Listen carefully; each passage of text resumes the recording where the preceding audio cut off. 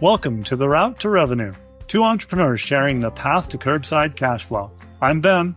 And I'm Mike. We're both founders of two successful recurring revenue businesses in the home services industry, and we've built our companies from startup to profitable and scalable operations. This is the show for entrepreneurs serious about building sustainable home service businesses. Whether you're starting out, scaling up, or ready to move beyond trading time for money, we share proven strategies for creating predictable monthly revenue streams. And while our expertise comes from the bin cleaning industry, the systems and principles we discuss work for any recurring revenue home service. Think lawn care, pest control, pool maintenance, and beyond. Each episode, we break down real-world strategies for customer acquisition, retention, operational efficiency, and building systems that generate consistent income while you step back from daily operations. Are you ready to transform your home service businesses from a demanding job into a profitable asset? This is The Route to Revenue. Hello, welcome to Route to Revenue. I'm Ben Magee with Green Can Cleaner, and I'm here with Mike Walker from Spiffy Bin. And today we'd like to talk to you about CRMs. So, Mike, what does CRM stand for? Lead us in here.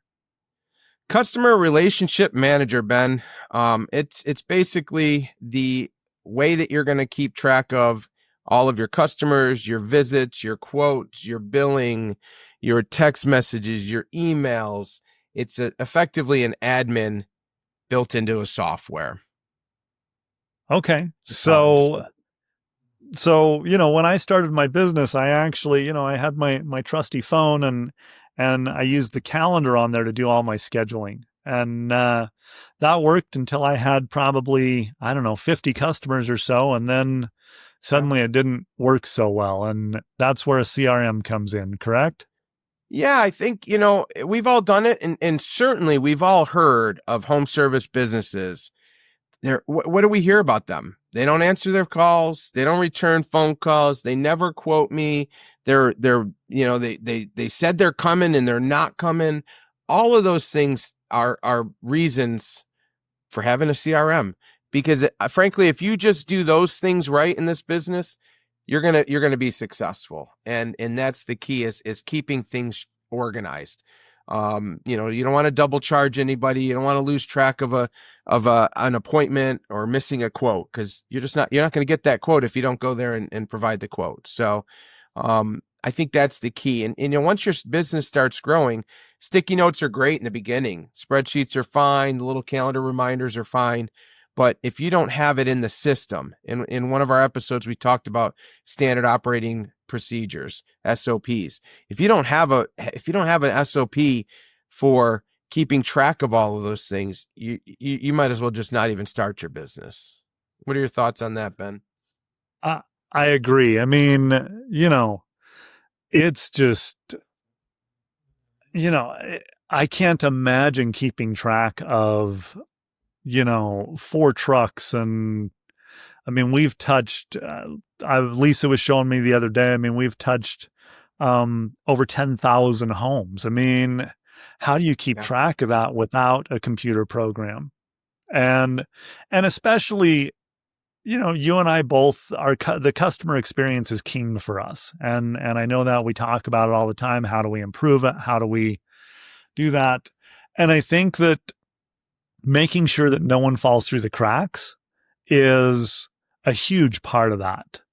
To automate the communication and make sure that, it's little things like our clients get a text message the night before we come. They get an email. When we're done, they get a text message, and that's all handled through our CRM. I can't imagine life without it. And what about efficiency? How does a CRM help with efficiency? Well, again, in my opinion, it's going to give you what to do today and then schedule your future days. Can you do that multitude of ways? Sure. You could start with a cardboard box and you could have recipe cards and you could write Ben Magee on the top, your address, and you could say, October 17th. And then you could go to a calendar and you could go 4 weeks from now is going to be whatever, November 15th. And you could type that in and write that in into your card and say, we'll be back again this day. And we're going to slide it to this calendar. All of those things are possible, but one day you're going to drop that cardboard box and their cards are going to go everywhere. So what the CRM does is it does a lot of that stuff for you, and it organizes your life and it organizes your client and your client's expectations. Again, we talk about customer experience. There's so much that these things do for me and for my business and for your business as far as alerting the customer. So they get an email a couple days ahead of time. They get a text message the day before, and all those are customizable. And so often we get that email or that text reply that says, oh, I'm out of town. That's the best one I want to see, because I know I'm not going to spend money going to that house, sending my employee, wearing out tires and brakes and gas to know that the bins aren't going to be there. I learned it ahead of time. It's fantastic. Right. And does that, sure, the cost of a CRM, there's a cost. We'll probably talk about that in a little bit, but if you hire an employee, it's going to be a lot more than, say, the $100 or $300 that you spend on one of these systems. So I think that's important. Completely agree. So, I'm gonna just talk about the elephant in the room for a second, if that's okay. In the can cleaning industry, the CRM has become quite the controversial topic. Oh, and personally, I think that's just silly. Okay. Find something that works and run with it and get to know it. And you and I have both said this multiple times, know the ins and outs, use the whole system, which you're better at than I am. I mean, we both use Jobber, and I wouldn't say that. Today I'm finally getting into some marketing things with Jobber. Excuse me. So what do I look for in a CRM? Well, I think, it's been 30 years since I last dated, but I know when I was dating, you're trying things out. Not, that probably sounds bad. You're looking sound very good, Mike. No, it didn't sound very good, but you're seeing if you work well with the other person and the other person works well with you and all of that. I don't think it's much different when you're trying to select software. I think, ultimately you've got to try different things. I go back, I'm going to be starting, I think, my 6th year in December. And I remember back, we're in October.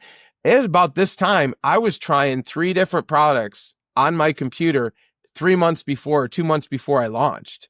So I would set up, one company and I would type in all of my friends' names and their addresses. And then I started another one, same friends and whatever were in this other system. And I would try it and I'd quote simulate me being out on a route. Okay, here we go. What does this one do? Oh, what does this one do?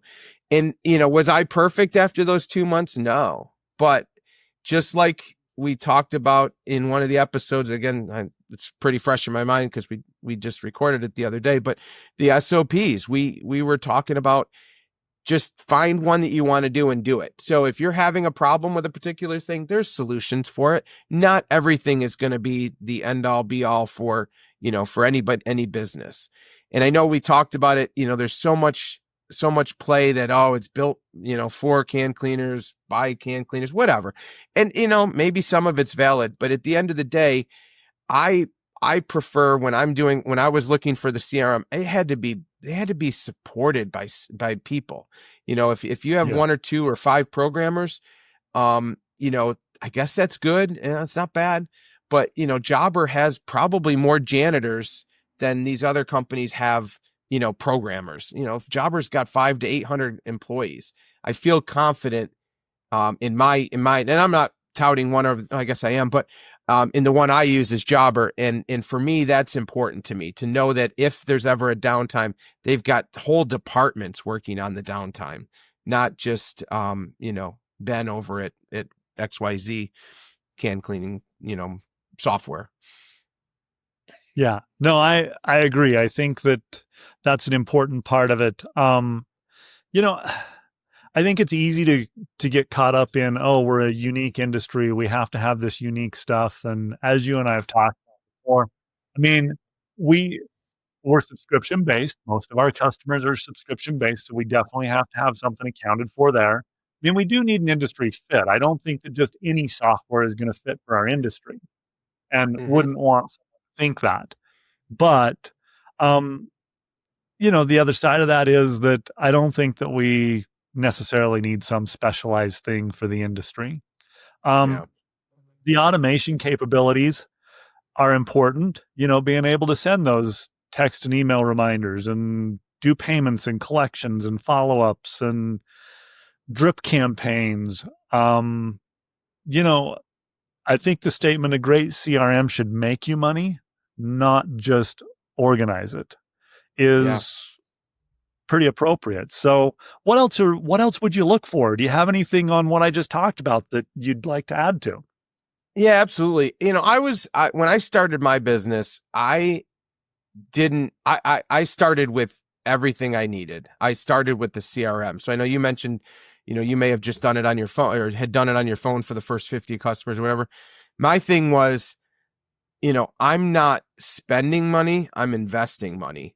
Let me learn this Yes. while I'm new, while I'm going. I don't want to get to 150 and go, okay, I got to enter these 150 just to keep my things going. And what happens when you forget? That's chaos. And in the beginning of a business, you need chaos. Like, you need a slap in the rear end. It's not, Right. it's not welcomed. It's not necessary. Right. So ultimately, you're looking for the, the tool to be your solution. And that's what many of these good ones do. So spending the time, and that's what I did 2 months before I got the truck, was learning the system. So so we talked about, about 6 years ago, I was doing it right now. Well, within about a week, I decided who I was going with. And then I just kept playing with that system and figuring it out. And there's all of these software systems have different levels. So while you don't need, like right now, I'm at the highest level, right? Because I use everything. But in the beginning, I wasn't willing to pay, whatever that number was at the time. So instead I paid, monthly, and I just paid for I don't know what it was, $50 maybe. What was it back and then? I'm not even sure. Uh, 50 or $80 or about something that, I like think. that. Yeah. Well, now you fast forward to year 6 and I buy it for the year. So I get a couple months free and I get it for less money and, different things like that. So like things happen over time and I have the highest level, but that gives me things that are important to me in my business. Two-way texting. I hate, honestly, that's held me hostage and that I have to get this higher level thing for it. But I mean, we talked about it before. If they text me back, I want to be able to get it. I don't want it to go off into the abyss.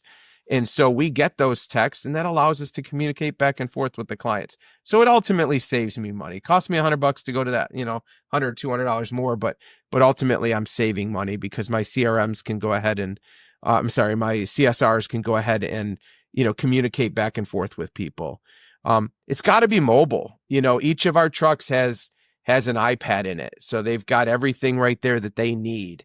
If your crew can't use it on the truck, it's not going to get used. So I didn't want them, in the beginning, again, it was just me, but in the beginning I did use my phone, but then real quickly I realized this is actually a hazard to look at this tiny screen. So I went with iPads and now everybody's got a connected, not through Wi-Fi, but regular cellular connection in the trucks. And that, the less time they have to interact with it and have to try to connect it between their phones and stuff, I think the better.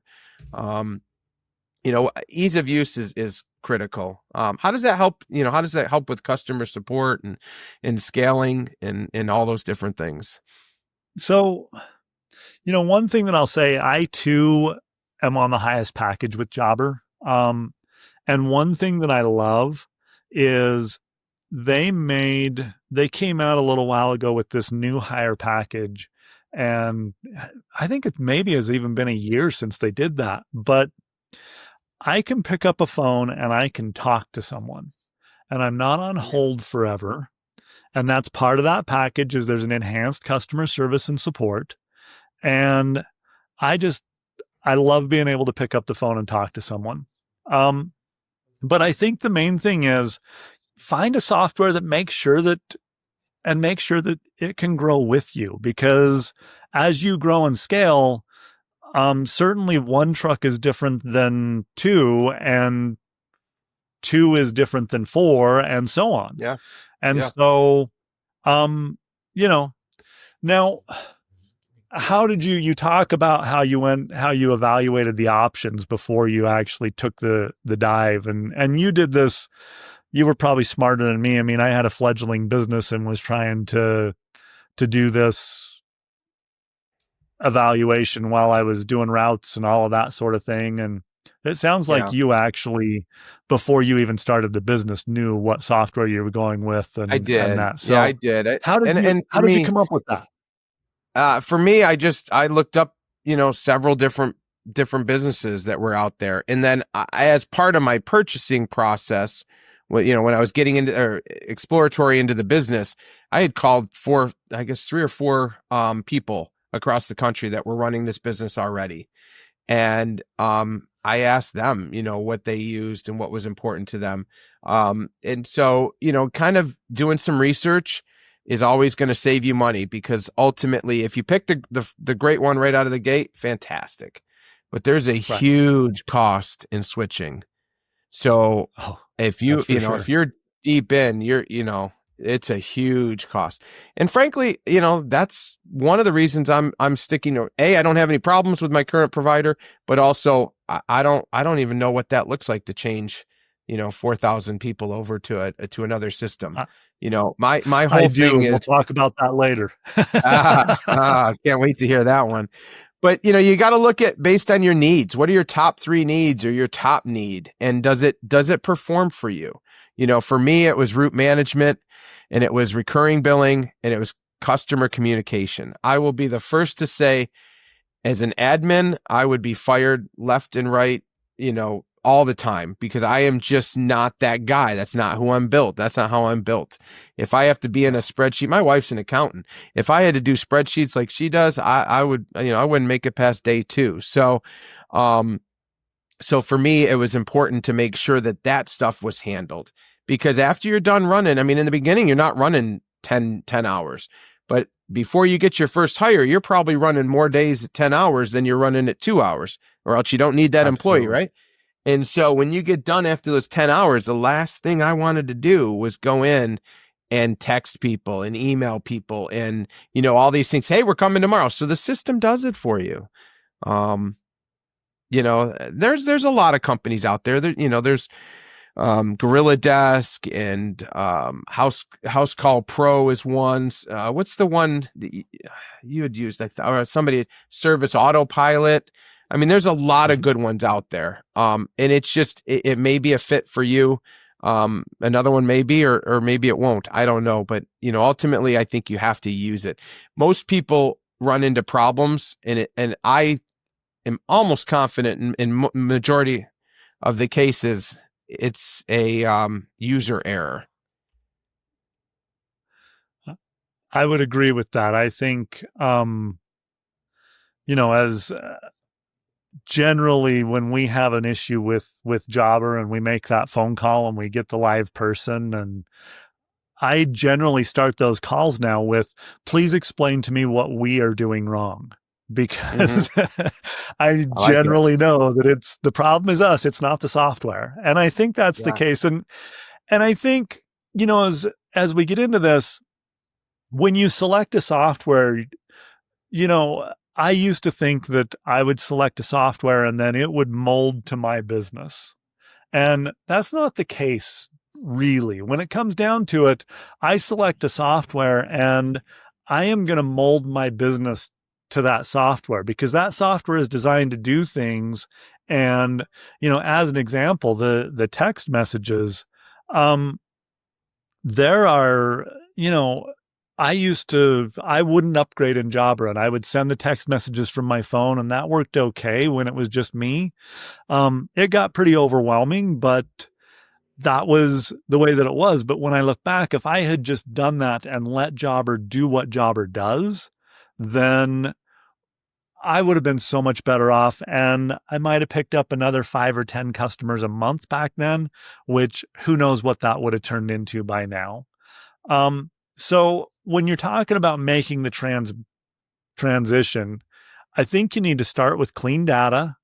And you've got to make sure that your customer list is accurate and that you don't have duplicates and bad emails and stuff like that before you import it. So, Mike, I believe that you've recently acquired another business and you've been running two CRMs side by side. Why don't you tell us a little bit about that?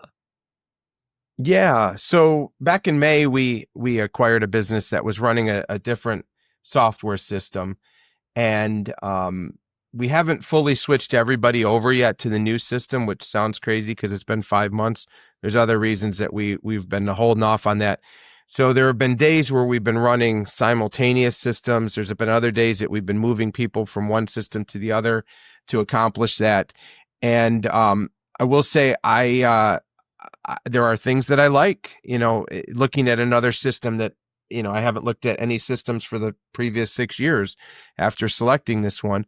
But then there are other things that I don't like. And, sometimes businesses or software companies will go ahead and they're going to make a software the way they think that it should be done or could be done or whatnot.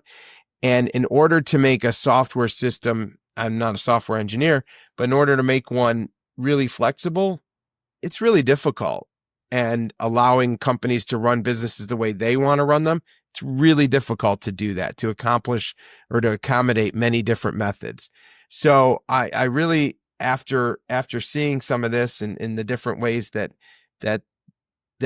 you can only do it a certain way, I appreciate the fact that this other software that I use, Jobber, that allows me to really make it flexible. I may have been my worst enemy a little bit in that, taking on that second software, in that I haven't really spent a lot of time learning it necessarily. But, maybe if I do, or if I did, I might have a different opinion. But right now it just doesn't seem to check all the boxes that I need it to check. And I think you had alluded to as well that, not necessarily is every software going to check all the boxes.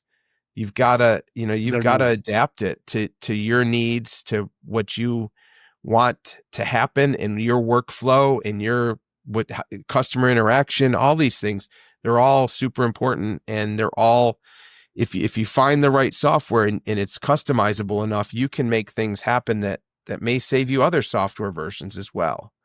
What are your thoughts on that, Ben? Certainly, I think, and again, I think that you pick a software program, and then there's a certain amount of, you want to find one that'll let you mold it a little bit, but it's not going to be super pliable. And so there's a lot of this is picking, how do I want to run my business, and picking a software program and molding your business to the way that runs a business, because ultimately that's how you're going to be the most successful with a software program. Right. The other thing is train your team. Make sure that you make a few videos and SOPs about your CRM and the processes. And, this idea of, oh, it's all right here in my head, just that's where it stays, and nobody else is in your head. I mean, I'll tell you, for my team, it's probably lucky that they're not in my head. Yeah. So, what are some common mistakes when choosing a CRM?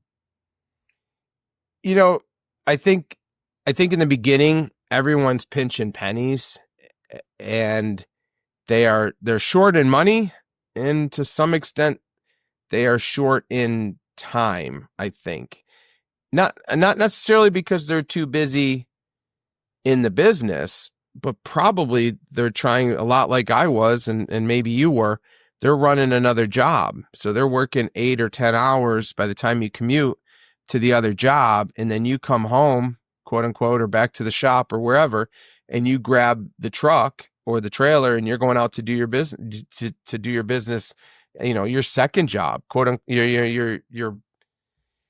your side hustle or your business before it becomes a business. And so I think if you're either trying to find the cheapest option, may not be the best, or you're not taking the time to look through and delve into the nuances, I think that's going to be the biggest problem people run into. What do they say? You can pick fast, cheap, or quick, but you can only pick 2 of them. You can be fast and cheap. You can be quick and Fast, fast. cheap, and good, isn't it?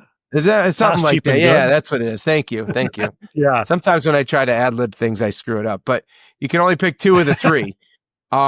So, I think you got to know that the CRM is just an extension of your customer service integration with the client, and making sure that it works for you and makes you money is critical there. Right. So the other thing that I'd say here is switching systems. Once you get started and move down this road, switching systems is expensive. I started down the path with one of these. I was with Jobber, and then, if I'm honest, I feel like I got sold a bill of goods and switched to a different software, and it was a very, very costly mistake by the time. And lucky for me, I mean, excuse me, we made this switch, but what we did is we ran them side by side for a while. Smart. And, um, you know, and because of that, we were able to back off and go a different direction. But even at that, the amount of time and resources that it took to, um, upload all of the customer lists and set everything up and do all of that.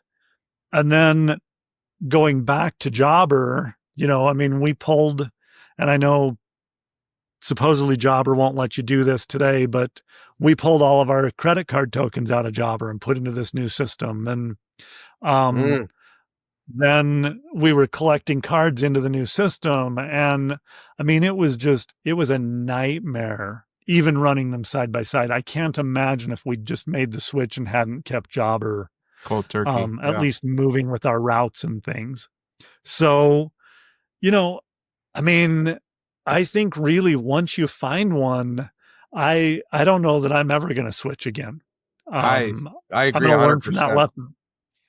Yeah, I can't imagine the work you went through that you lost. And something, in my opinion, would have to be crazy new that this system isn't using, and that I don't see is on their runway. Because right now, the one I use, the one we use, I guess, separately, is Jobber, and they have so much stuff coming down the runway, from AI integrations to phone system answerings to all sorts of stuff. Which some of the stuff I like, right? I struggle a little bit with doing everything AI, because now, or where they answer the phones and stuff, I just wonder if that's too impersonal. It does, I don't know. I know it would save me money. I'd have more to the bottom line potentially, but I wonder if you lose a piece of the ability to keep a client longer by making it too impersonal. Well, and that's, I get these automated calls, or when I call a system and I know that it's an AI thing. Bot, I'm yeah. screaming into the phone, representative, oh, I can help you. No, you can't. Let me talk to someone. Yeah. And yeah. maybe I'm just old. I don't know. But you are. I will tell you that company does not gain my loyalty from having that system. Right.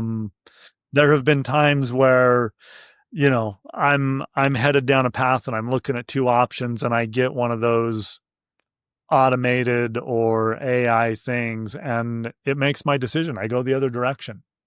Yeah. So yeah, it may save some money now, but I wonder what it would cost in the long run. And not that, I use AI for a lot of things, and there's a lot going on, and, I love it. So don't take that the wrong way. How has having the system worked for you? Like what have you run into that maybe without the system, or what has it prevented you from going down the wrong path with a particular client or a problem, or has that helped you in the past? Well, I think, certainly it has. The main thing for me in this, we have the ability now, we use the task feature a lot. So when I'm in working with a client and they need, a follow-up of some sort, I will open up a task for that client. And then I will not only put myself on that task, but I'll put someone else who could do that follow-up and, or that should do that follow-up. And then I get to see, number one, if I do that follow-up, I know that it's done and that person can see.